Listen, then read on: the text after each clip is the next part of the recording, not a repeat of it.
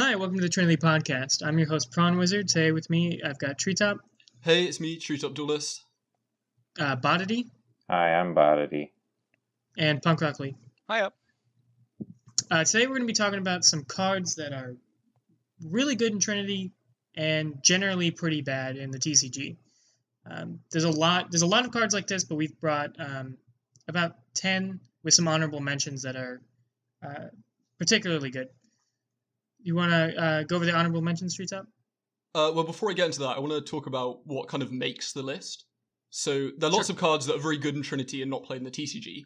We specifically said cards that are not on the ban list, or, aren't really affected by the ban list, because that'd, kind of change their stance. We're also talking about cards that have never really ever seen play in the TCG. So, Sangan is really good in Trinity at the moment, and it's terrible in the TCG, but because it used to be good in the TCG, we can't talk about it. So getting into the honorable mentions, we've got Vampires as a deck. It's quite a recent deck. I don't think it does very well in the TCG, but it's pretty good in Trinity. Some people are calling for hits. I'm not sure if that's true. Anyone want to talk about Vampires quickly? Vampires have several really, really good cards.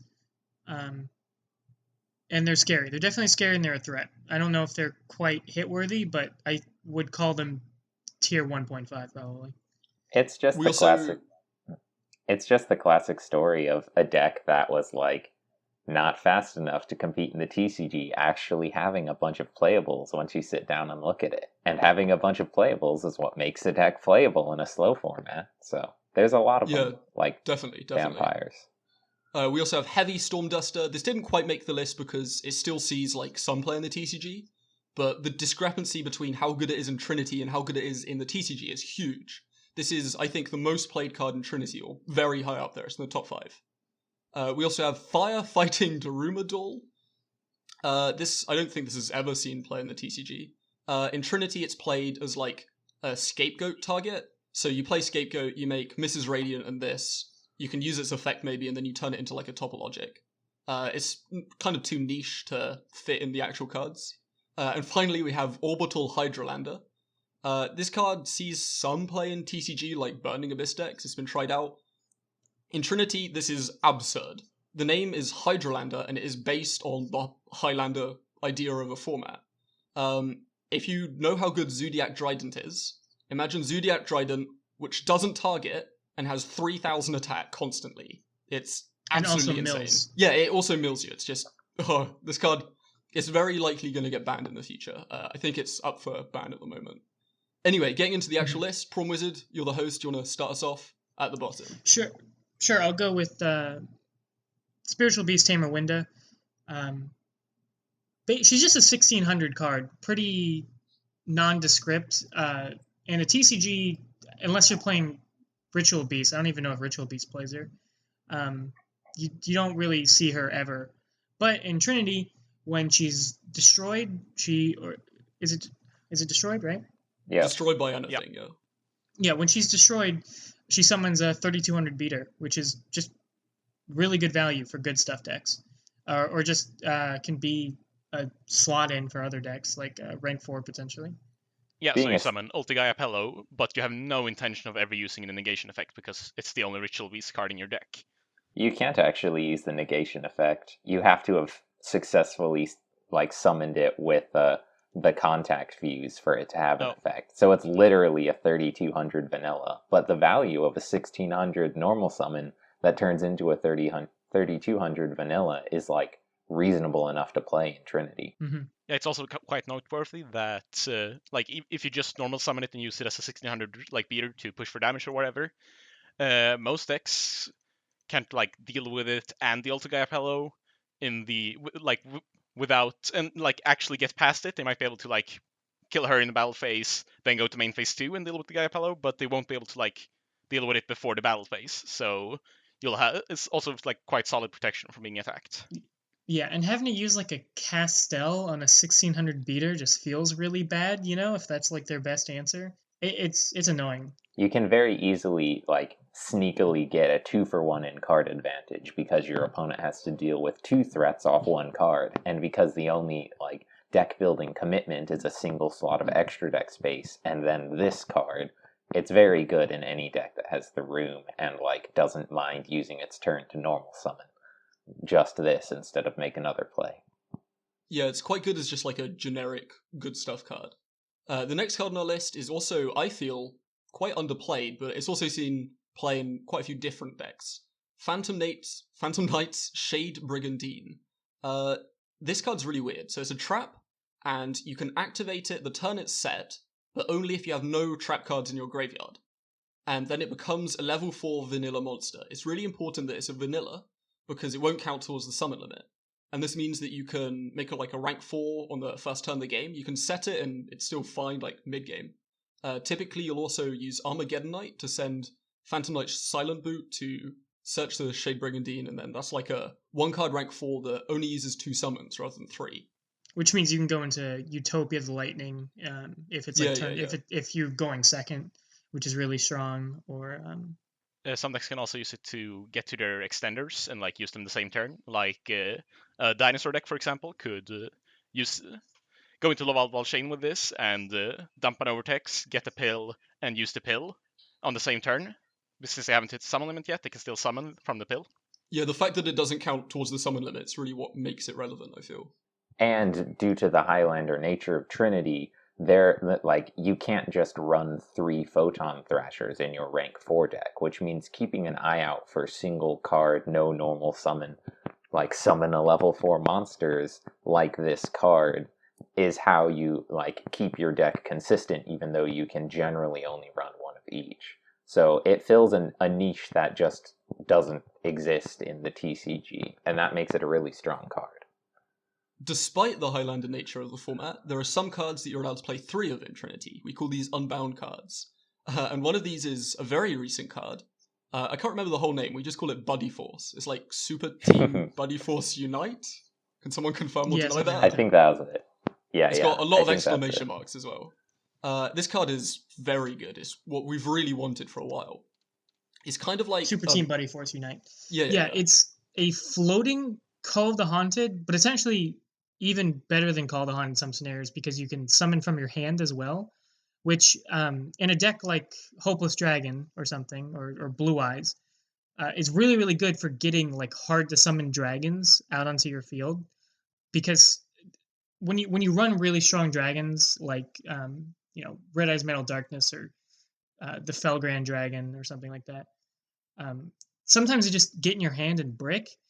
Buddy Force unbricks them and just gets them onto the board, which is really, really good. It also floats, which is really important because since you don't run much back row in those types of decks, your opponent will just blind back to like 1 card you set every other turn or whatever. And then you can actually activate it in response to the MST, summon a card, and still get the float effect, which is a total blowout in terms of, because like they just went -1 to let you +1, which is ridiculous. So like, despite being a super recent card in the TCG, it's just like completely useless. No one would ever think that they need this like weird bad Call of the Haunted. And like in Trinity, technically you can still play like 1 Back to the Front, 1 Oasis of the Dragon Souls, and 1 Call of the Haunted for a package of 3 Revival Traps. But 2 of the 3 of those lose to a chained MST, which allows this to fill a specific niche of being able to like win against MST and also like force your opponent to make difficult decisions of like, if that's an effect negation I lose, do I blind space it when I know my opponent's playing Buddy Force? Like, so it's just very useful. Recently I've had a lot of success with Hero playing not just 3 Buddy Force, but also the full package of like Back to the Front, Oasis, Powerful Rebirth, Call the Haunted, just for like massive revival. It's really important to have consistency and lots of cards that do the same thing in a Highlander format, and that's why we look for kind of unbound cards to help us there. Mm-hmm. Adding on to this, it's important to have duplicates of just cards that are good, and field spells are very important for different decks. Terraforming is co-forbidden, it might go to unlimited later, and outside of that there are not too many ways to search for field spells, because you're only allowed to play 1 of the field spell, and maybe like a co-forbidden Terraforming. Metaverse does see a lot of play in the TCG, so we can't mention it here, but Planet, Pathfinder, and Demise of the Land are cards that I don't really think I've seen. Demise of the Land definitely hasn't seen play in the TCG. Planet Pathfinder maybe. There's no way. They- In case you probably don't know, Demise of the Land is a terrible card, really. But when you're desperate for when your entire strategy revolves around a field spell, you do have to like stretch out to these options like Demise of the Land or Planet Pathfinder. Yeah, Demise of the Land, for people who don't know, it's a quick play spell. If your opponent special summons a monster, you can activate it, and then is it add to your hand or activate straight from the deck? I think it's yeah. You activate a field spell straight from Select your one deck. field spell from your deck and activate it. Yeah. So It's an old card. It's like a worse metaverse. If your opponent special summons, you can use it. But like, it's really important to have more copies of like relevant cards. Terraforming is actually at co-forbidden simply because of how useful it is for so many field spell decks, although we are currently voting to see whether or not that is still the case. But in general, in the TCG, you would just run 3 of your field spell, 3 terraforming, and maybe if you're lucky, your archetype has a field spell searcher. But in Trinity, like, none of that's possible due to the Highlander nature in the ban list, and so you take what you can get when it comes to field spell searchers, especially when you're playing a strategy that completely revolves around a field spell. Yeah, I think it's really cool that we get to see like all these weird cards that don't see play in the TCG, like have them be relevant in Trinity.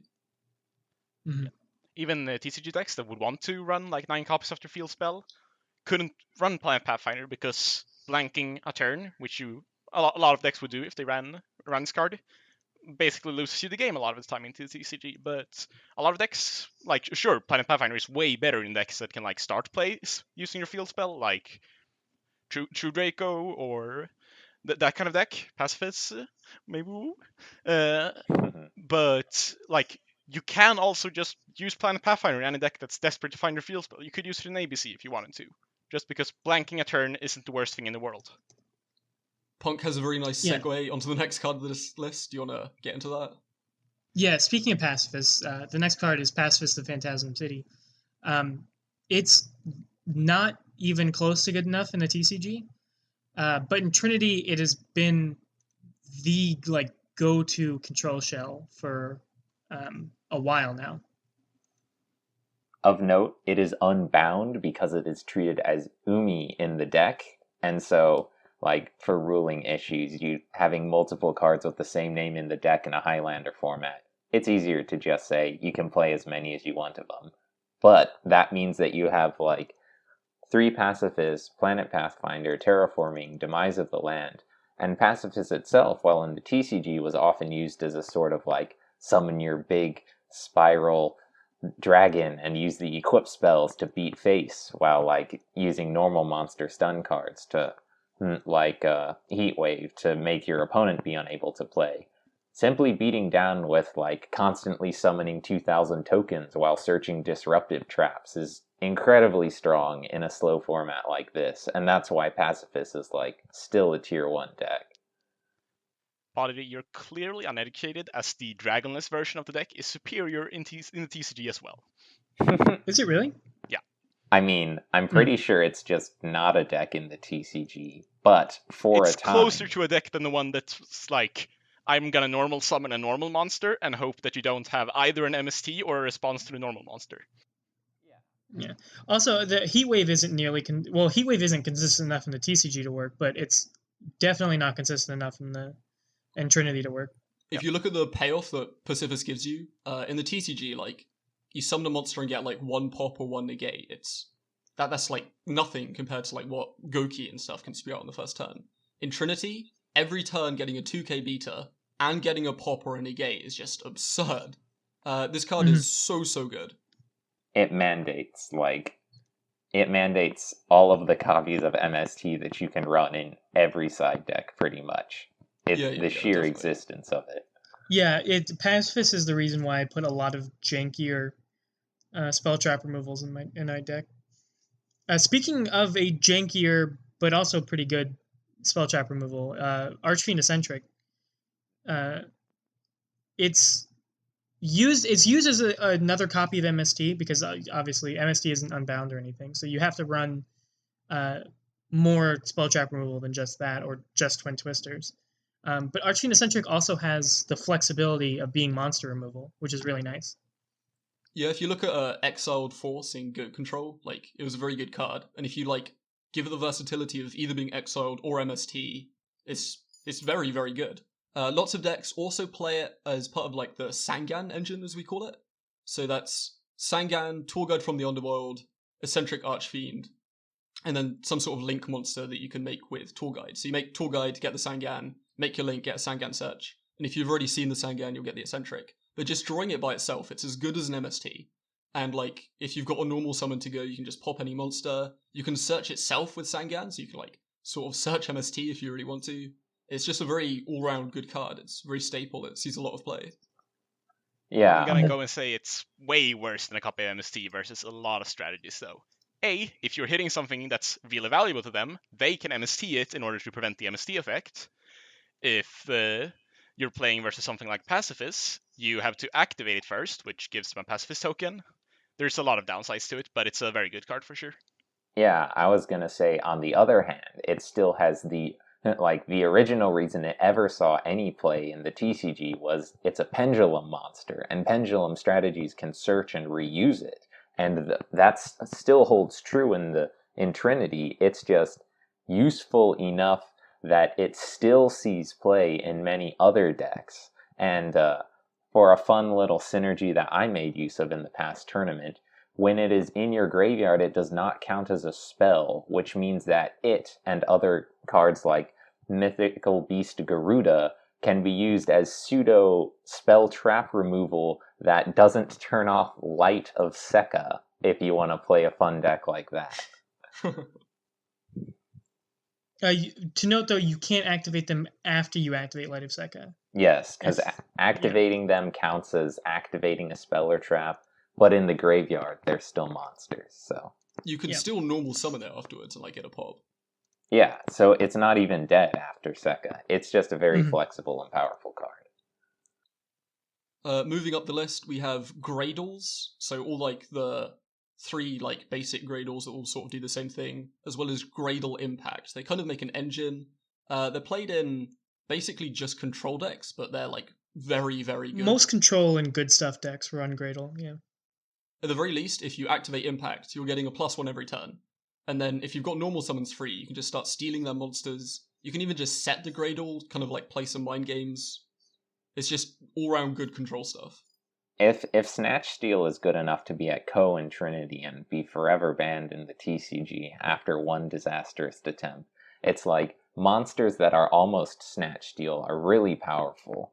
Even in the TCG, there was a GRAYDLE Kaiju Rogue tier deck that was useful, and it like used GRAYDLEs to steal opponents' monsters. But in Trinity, like, the fact that you can play them sort of as a 4-card package, the game is slower, many decks don't require normal summons, and even just setting a GRAYDLE and passing, your opponent has to go out of their way to remove an unknown set monster in a way that doesn't trigger a float effect. And many times we'll just walk into a GRAYDLE not being any the wiser, and then take a fat minus. Especially if they made like an XYZ first. Yeah, they won't walk into every set monster you set, because if they know you play GRAYDLEs, they will definitely play around them. And like them playing around them, even when you don't have a GRAYDLE, like adds some extra value. Yeah, because it's not like playing around GRAYDLEs for like rank 4, for example. Playing around it is just like doing a normal summon and attacking in. But even that just like shuts out their turn. Like they can't make a rank after that, right? Which is being disruptive and not allowing your opponent to do like their full game plan is exactly what Control wants to do. So yeah, because the other alternative is overextending into something like a Utopia the Lightning to try and turn off the effects, which if you can then hit with a piece of back row, that like is super painful because it prevents them from now having an answer to the GRAYDLE. So they just took the 1-for-1 or -1 into the back row and then have to deal with a GRAYDLE. Whereas in the TCG, decks just go off so hard that it doesn't even matter. And then getting into the next one, Time Maiden. This kind of goes with all Time Lords in general. Well, like Yeah. ZAPHION, maybe Metaion, and like, is it Camion, the one that like shuffles? Yeah, those are the um, 3 big ones. But they're mainly like pushed over the edge in Trinity by TIMELORD, which makes them incredibly powerful, especially in the side deck, because it's like a silver bullet. You get what you need for the specific situation or the specific matchup. Like if you're playing versus a graveyard deck, you can get, I think it's Lasion, the graveyard shuffle one. Mm-hmm. That's the one you put in the side, yeah. And you can just access this incredibly powerful card that will search them out at a +1, and like one of the turns you can even like normal summon along it. One of the turns you can special summon along it. So like, it's amazing. In the Mhm. TCG, it was like alright, but like too slow and not good enough compared to other side deck options. Where in Trinity, you can actually afford to, if you draw Time Maiden, like special it, tribute it to search for one, and normal summon a Time Maiden. That's 2 summons for your turn and a normal summon for the turn. But you also have this can't be destroyed by battle or card effects monster that's about to disrupt your opponent's board, and you've set up a Time Maiden in the graveyard, so on a future turn you can banish it to special one from deck and then normal summon. And so it's in a slower format, that much value packed into a card is really strong, which is why it's probably not going to remain at unlimited. Yeah, the main one that it searches, I feel, is ZAPHION, which is kind of like the most fair heavy storm duster, or like heavy storm that like we can allow in the format. I feel like monster-based mass removal is kind of like at the limit there. There are not really many ways to like get around a ZAPHION. Or at least if you... And at the, like, even just using an effect negation on the ZAPHION is like, the Time Maiden counts for 2 cards because it searches one and then summons one later, so you can still like trading 1-for-1 into a breakthrough skill, and maybe even getting the draw because ZAPHION has another effect. Yeah, a lot of the time I've tried to you get ZAPHION on board and then you like steal their monster and make a link or something. That's a really good feeling. On the topic of links, we also have Gaia Saber. I can't remember the entire name. The cybernetic knight, I think. The video knight? The lightning shadow. Oh yeah, video Gaia's knight. Video Knight was the Lightning OCG Shadow. name. Yeah. I don't think this really saw play in the TCG. If it did, it was only because like there were no other link monsters that you can play. Yeah, it was part of an extra link combo, and it was purely because there was literally no other card they could use, basically. Yeah. Yeah. And And now, it has like, good link monster. now I'm pretty sure at the moment it's used 0 play in the TCG. Yeah. In Trinity, this has seen a lot of play. One big reason is Gofu. Gofu is like legal; it's unlimited in Trinity. It just turns in one card that uses up 1 summon into a 2600 beta. And your special summon at that. Yeah. Not even a Gaia normal. Saber does not count towards the summon limit, which also, like, if you've used up all your summons and you want to like soak up some stuff from your board, you can just make a Gaia Saber. 2600 gets over pacifist tokens. It gets over a lot of monsters. Pretty much any Exceed monster, I feel. Yeah, most of them don't get over 2600 attack, besides Rebellion Dragon, after it's used its effect. It's truly like almost the only extra deck card that I would just say is a staple no matter what deck you're playing in Trinity, simply because every deck will always want to at least have the option to make link monsters, and out of the link monsters that people can make, this one is the one that's useful just across the board for a variety of reasons. Yeah, the only other ones I would suggest would be like the Nightmares, but obviously those see a ton of play in TCG. Yeah, I think the big difference here is how like battle is valued in the TCG versus Trinity. So like attacking over stuff, I don't really feel is like the main way you get value in the TCG. It's just like something that happens. Like, now's my battle phase, I'll attack with all my monsters. In Trinity, like, attack points really are quite relevant, and Gaia Saber being 2600 for like very little cost is kind of what pushes it up there. Mm-hmm. Gaia Saber has set the standard for the attack value of boss monsters, you know? Like, because especially since he's so easy to summon, I need my boss monsters to be at least 2700, you know what I mean? Because I know that if they're not, there's a really, really easy out to them with just Gaia Saber. Yeah, even if summoning him and Gofu makes you weak to like every piece of back row in the game, it's eating up back row for your subsequent real play is fine because it's a 1 card.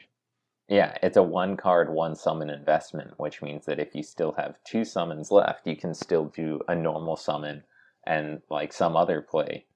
And like in general, just also the fact that it has good link markers. If you have an established board but your extra monster zone is full, you can trade some of your board to make a Gaia Saber to free up a monster zone without using a summon, which is oftentimes the difference between not having game and being able to make it game through your opponent's board if you're already in a like winning position.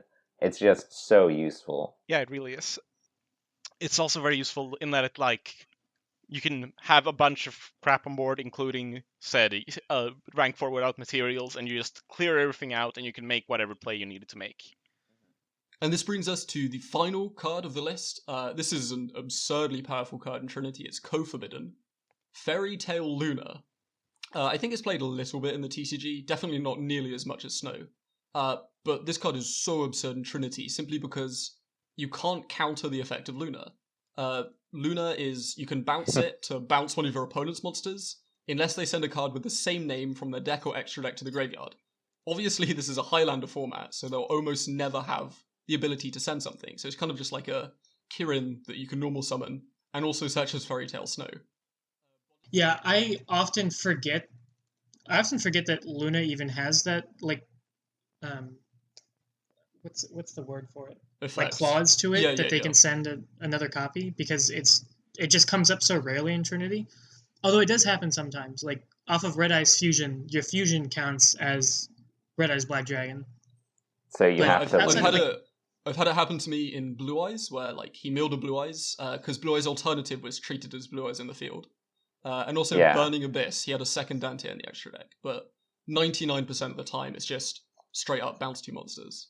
Yeah, basically the only situation in which Luna's effect can actually be negated is if your opponent is using some sort of name swapping shenanigans, because in Trinity, the vast majority of cards are run as a one-of, which means it's just normal summon, get a search, use its effect, like disrupt your opponent for a high tempo play, and like it's just incredibly good as a follow-up. Perhaps more noteworthy, there are a lot of unbound cards that see play, but they generally aren't threatening monsters, so they're either not monsters at all, or the kind of monsters used to ladder up with stuff like Designator Malicious, but these you don't have to bounce these cards with Luna, so it's fine that they're unbound, so they can play free copies. And even even the main way to get value off of Luna, bouncing extra deck monsters, like it's a Kirin. I don't know what to say other than this. That's like incredibly strong and made stronger by Trinity rules. And you can actually afford to just normal summon Luna pass in Trinity and not the TCG. On top of that, it also searches Fairy Tale Snow, which is like a very relevant the fact that card. it's a +1 just off of the normal summon, is especially with the card it searches being one of the best cards in the format. The only way really she could be more absurd was if she wasn't co-forbidden, so you could play multiples, because Fairy Tale Luna can in fact search herself. Yeah, it can search the whole Fairy Tale archetype, and like Luna searching Luna is like, whew. It even without the search effect, I predict that it would be like a high tier good stuff card in Trinity. It's also just like 1850 attack. Like we spoke earlier how like attack points are relevant, and like this can attack over stuff, it can bounce stuff. As a quick effect, it searches like anything on summon. Oh, it's absurd. It creates a really nasty combo with Ultimate Offering, which is legal in Trinity, because they go into the battle phase, you bounce a card with Luna, and then they're like, okay, well, I've got another card. Then you activate Ultimate Offering and just summon Luna again, and Luna's effect is not once per turn. So you just bounce them again, and you just bounce their entire board, basically. It's a soft Well, I guess up to 4 cards, yeah. It's a soft lock. As long as you have the Luna in hand, you can keep summoning it, and the Luna's effect isn't hard once per turn, it's just bounces itself, so you find a way to cheat that. It's just really good, really abusable. Bouncing is slightly less relevant in Trinity, where like typically they'll only have like 1 extra deck monster. I mean, you're going to use your Luna to bounce their extra deck monster, but you can't like with the Ultimate Offering combo, you can't like bounce all of them because it's not a +1 every time you bounce. Whereas in the TCG, if they have a full field of links and you get to bounce all of them, like you're actually going plus. That being said, it's still an extremely powerful card. Even just the tempo of bouncing your opponent's actual monsters to hand when they're playing a format that only has 3 summons, like even treating that as a undo one of your opponent's summons this turn is incredibly powerful, especially like if you already have a rank 4 in your extra monster zone and can't extend without linking away the rank 4 and you don't want to because it's like a good one. Normal summoning Luna is like the best thing that can happen. Like that's the best follow-up play that you can make because it's additional disruption and pressure without like costing summons or needing you to go into your extra deck. And so you can like super easily lock down the game from there. Yeah, the only other card comparable is like Thunder King Ryo, but the summon negate only works once. The searching thing is nice, but and you have to sack the Ryo to get the effect. Luna bounces itself to the hand so you can use it next turn. Yeah, and that little bit of card advantage it really matters, because while Thunder King can also 1-for-1 itself when your opponent goes into the extra deck, Luna's like actually +1. Yeah, well, I think that's about the end of the list. Anything else you guys want to mention? Do you have a sponsor, Prawn? Oh my god, I do not have I was a waiting sponsor. for this. Hold on, we're gonna Treetop, edit this out while I look for my phone. Prawn didn't actually have a sponsor to put here, so you're just gonna have to deal with Bodity and me singing. Sorry about that. Chilling out with the crew in the schoolyard. Finding trouble, never looking too hard. Well, back at class, they never taught us this. Some things you gotta learn, hit or miss. Tough times, hard times, we'll take them on together. Right now, let's go Yu-Gi-Oh! GX, Generation X. Okie dokie. So that's it for the list, I think. Anything else you guys want to say before we go? I think there are a lot of other cards that can make this list. We definitely had a lot more that we've sort of like had to cut it down. We wanted it to be a top 10. If you look at the Trinity Discord, link here, there's a list of all the cards that are like the most played cards of the recent tournament. It's continuous, so it goes from February until like now, whenever you're watching this. It's a really good resource just to like find new cards. We've also got some articles on Yugioh Pro Deck that kind of explain more in-depth, like different cards that don't really see played in the TCG or have very different ways of being played in Trinity. That being said, I hope you will have fun playing Trinity. Does anyone else want to do an outro? No, I want to hear you say stay groovy again. Yeah, Well, there was something else that I wanted to say before we wrap this up. Going back a little bit to the honorable mentions list, mentioning vampires as a recent archetype that never got its chance, or never will get its chance to shine in the TCG because it's just like weak, straight up weak compared to the good decks like Goki and Sky Striker Trickstars. I really appreciate that Trinity sort of gives a chance for these archetypes and underused cards. Like, it gives them a place where they can shine in a way that just will never happen again in the TCG. And that's one of the reasons why I really appreciate this format. Yeah, me too. So that was I all think I wanted to say. a good topic for a future podcast is like decks that didn't quite make it in TCG or like aren't good in TCG, but are definitely like playable or viable. Like the Trinity. vampires we mentioned earlier. Well, For sure. Okay, until next podcast, stay bodacious! He got us. He mixed it up.